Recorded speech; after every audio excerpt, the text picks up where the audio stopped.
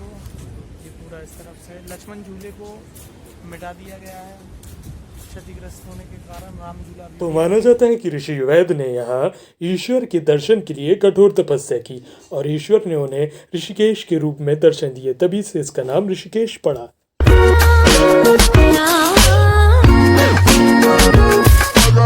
तो hey guys, this is विकास और आप देख रहे हैं मुसाफिर देसी। सबसे पवित्र तीर्थ स्थलों में से एक ऋषिकेश, जो कि हरिद्वार से 25 किलोमीटर और देहरादून से 43 किलोमीटर की दूरी पर है। यहाँ का प्रमुख घाट है त्रिवेणी घाट, जो कि भारत की 3 प्रमुख नदियाँ गंगा, यमुना और सरस्वती का संगम भी होता है। शिव पार्वती जी की यह मूर्ति आपके मन को बहुत ही आकर्षक लगेगी। पहाड़ों में से बहकर आने वाली गंगा नदी का नजारा बहुत ही खूबसूरत होता है और ऋषिकेश हिमालय का प्रवेश द्वार भी कहलाता है और यहीं से गंगा पर्वतों को छोड़ समतल धरातल की ओर बढ़ती है। तो ये हम लोगों का उत्तराखंड की जो ट्रिप चल रही थी उसका पार्ट है। तो अब क्या हुआ है कि हम लोग आ चुके थे कल रात में ऋषिकेश। तो ऋषिकेश में स्टे किया रात में, तो होटल वगैरह का चार्ज बहुत ही सस्ता पड़ा हम लोगों को, क्योंकि ऑफ सीजन चल रहा है तो उस वजह से 1200 का एक कमरा पड़ा, जिसमें एसी वगैरह सब थे और एक साथ 2 जन या 3 जन एडजस्ट कर सकते थे। तो अभी हम लोग ऋषिकेश आ चुके हैं और क्या बद्रीनाथ में फट चुका था बादल, इस वजह से गंगा जी बहुत ही उफान पर हैं और बहुत ही शानदार नज़ारे यहाँ से हैं। तो दिखाऊँ तो ये पूरा इस तरफ से लक्ष्मण झूले को मिटा दिया गया है क्षतिग्रस्त होने के कारण। राम झूला अभी भी है, तो राम झूला वो पीछे मेरे दिख रहा होगा अगर कैप्चर हो रहा है तो इस टाइप का राम झूला दिखाता हूँ मैं आपको। नीचे चल के शूट करता हूँ, फिर बात करते हैं, दिखाते हैं आपको नदी वैसे क्या है। तभी ये बहुत ही लंबा ट्रिप है और हम लोग ने जो कार हायर की हुई है, उसके जो ड्राइवर हैं लकी, वो पंजाब से हैं, काफ़ी अच्छे हैं और काफ़ी सरल व्यक्ति हैं, अच्छा व्यवहार है उनका।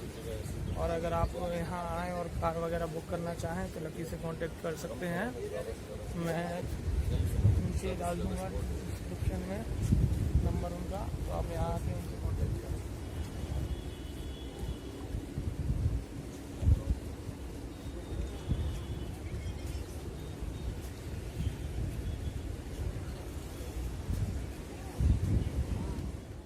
त्रिवेणी घाट पर शाम की आरती का आकर्षण ही कुछ अलग होता है, जो कि मन को बहुत अधिक शांति का अनुभव कराता है। भरत मंदिर ऋषिकेश का सबसे प्राचीन मंदिर है। इसे 12वीं शताब्दी में बनाया गया था। विदेशी पर्यटक यहाँ के आध्यात्मिक सुख की चाहत और योगा के कारण से खिंचे चले आते हैं। ऋषिकेश को yoga capital of the world के नाम से भी जाना जाता है। यहाँ आज भी कुछ ऐसे आश्रम हैं जो मुफ्त में योगा सिखाते हैं। ऋषिकेश में बंजी जंपिंग बहुत अधिक होती है, इसलिए यहाँ विदेशी और देशी पर्यटक बंजी जंपिंग करने के लिए ऋषिकेश आते रहते हैं। बंजी जंपिंग के अलावा रिवर राफ्टिंग के लिए भी ऋषिकेश बहुत ही प्रचलित स्थान है। त्रिवेणी घाट से निकलते ही आपको ये मार्केट नजर आएगी। यहाँ पूजा की सामग्री और आप कुछ भी खरीदारी कर सकते हैं।